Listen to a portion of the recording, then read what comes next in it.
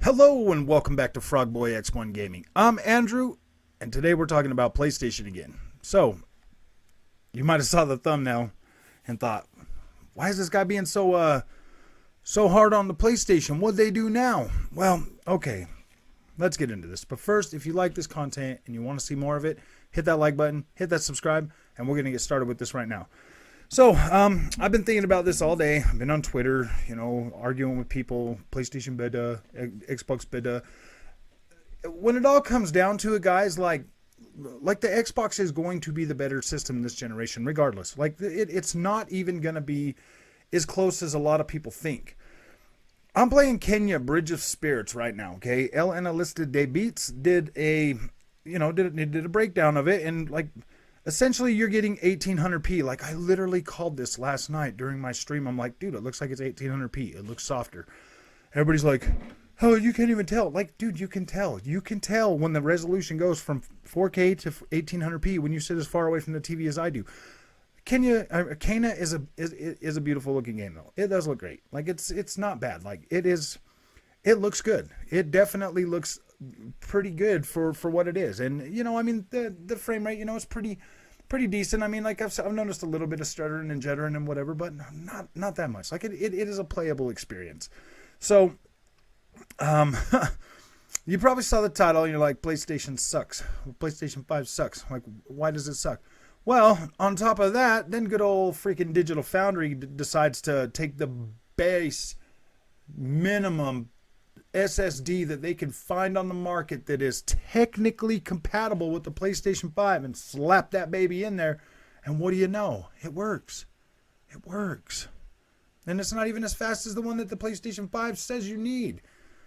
And it's running Ratchet and Clank almost pretty freaking close to it, like within a second or two in loading speed. Like, what's a second or two? Like, seriously. I mean, this PlayStation 5 has just been one lie after another, and it's getting ridiculous, man. Like, people beating their chests over this PlayStation 5 because of developers, because frankly that's what it is. Developers are creating these games in parity with what the PlayStation 5 can handle. Tales of Arise, performance mode, 1620p on both consoles. I'm telling you, the Xbox Series X version dang near runs that game at 4K with all the settings, pretty close to 60 frames all the time. The PlayStation 5, not so much.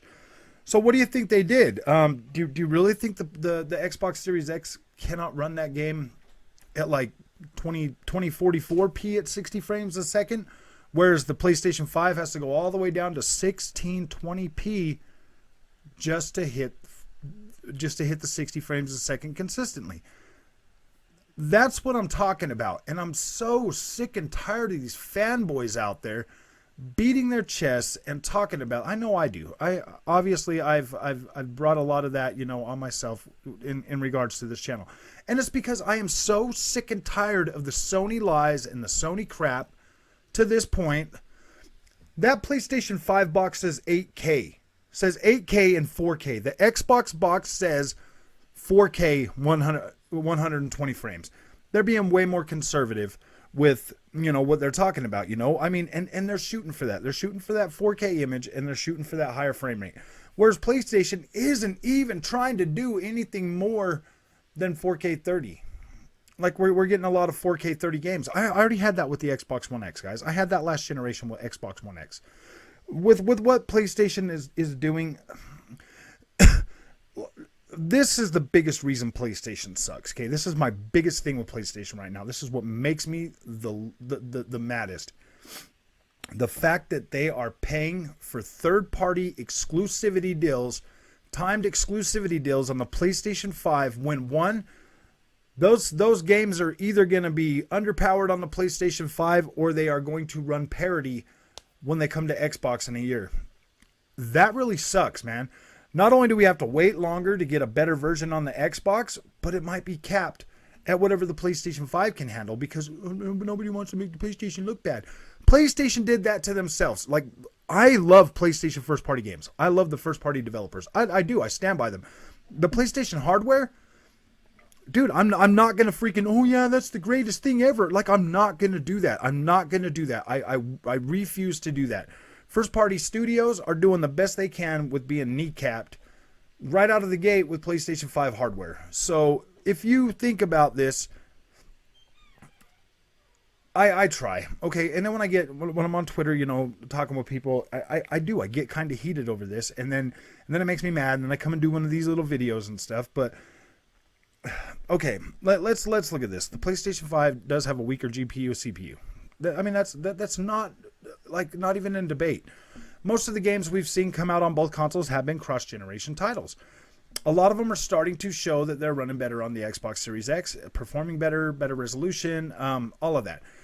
Why do the PlayStation guys decide to move the goalposts to be like, well, at least we're getting a better stable frame rate? Like, yeah, dude, at like 200-300 resolution, like lower, like, yeah, whatever. I mean, the Xbox could blow right through that. They could probably do 120 at 1440p. Why are we talking about frame rate right now? Because you know, if the Xbox dropped the resolution, they could get way more frame rate than the PlayStation 5. So I don't understand how that is even a freaking argument at this point. Like, I don't get it. But what about this magical SSD that was supposed to close the gap between the Xbox and the PlayStation, or the PlayStation 5? Why isn't Kenya running 4K 60 frames a second? It's a last generation game. It runs on a PlayStation 4 and a PlayStation 4 Pro. How can the PlayStation 5 not push that to 60 FPS at 4K? If this PlayStation is so powerful, that's a last generation game. Like, seriously, a cross generation game. If your PlayStation 5 can't run that at 4K at 60 frames a second, don't expect next gen games to be able to hit any higher than that. Like, I would just go ahead and temper your expectations for 1440p 60. Temper your expectations for that, because that's what it's looking like. And 4K 30. Like, you might get 4K 30 out of some of these games. Checkerboard 4K 30 and 1440p. That might even be upscaled too, guys. I mean, depending on how much the fidelity is. I mean, Deathloop, an amazing game. Amazing games. Had me playing my PlayStation 5 all week. Even that game really suffers, man. Like we're hitting like 1440p on the performance mode, and this is a next gen game, 1440p, and then 4K 30 with a little bit of ray tracing, or like a really shaky frame rate for the quality mode. That's all I'm saying, guys. That's what I'm saying. Do I think that the Xbox is all magical and it's going to do 4K 60 all day long? No, but it'd be pretty close.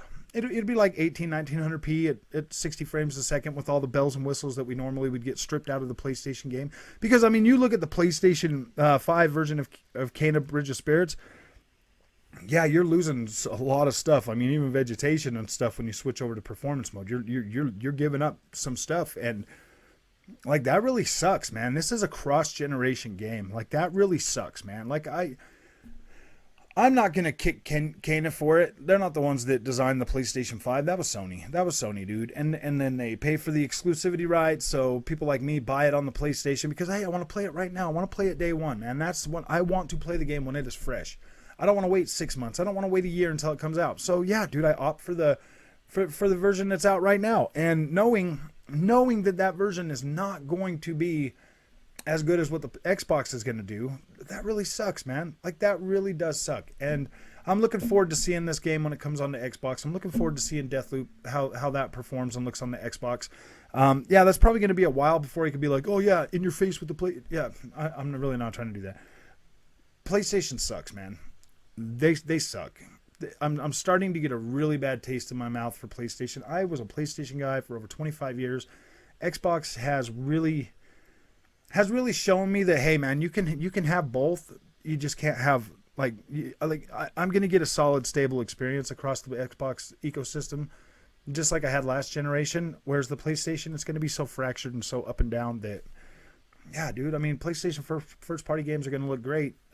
Everything else is gonna be, yeah, dude, hit and miss. Whatever the developers can squeeze out of the PlayStation 5. So, Yeah, this is just a rant after, seeing the digital foundry thing, and them telling us that, oh yeah, well, you need this and this and this, and like this just really sucks, man. Like PlayStation, their marketing, their PR, everything is just so all over the place this generation.